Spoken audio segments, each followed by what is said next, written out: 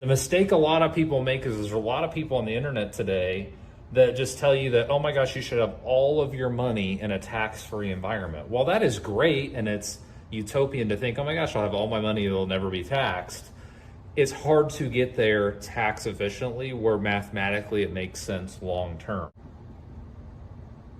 These are the three places that we can ultimately take money from when we're planning for retirement. Now, ultimately, they each have their different variable, and we want to use all three to our advantage in different situations.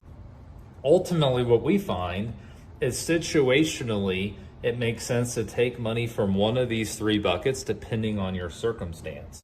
So the taxable bucket is things like your CDs or a brokerage account.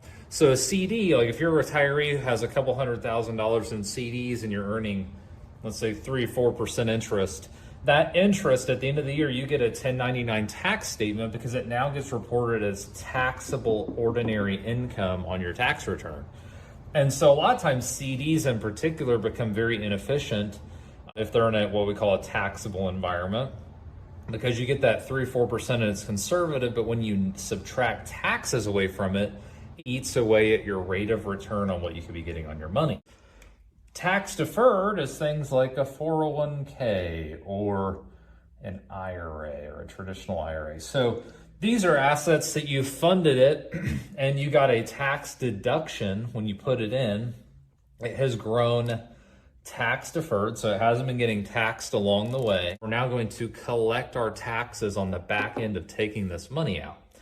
And so tax deferred money, you ultimately have a business partnership with the IRS where they're going to get their cut on the back end of whatever you take out. If you do not touch this money, depending on your age, you're going to run into what's called an RMD, a required minimum distribution, where at 73 or 75, the government's going to make you take a certain amount of income so that way they can tax you.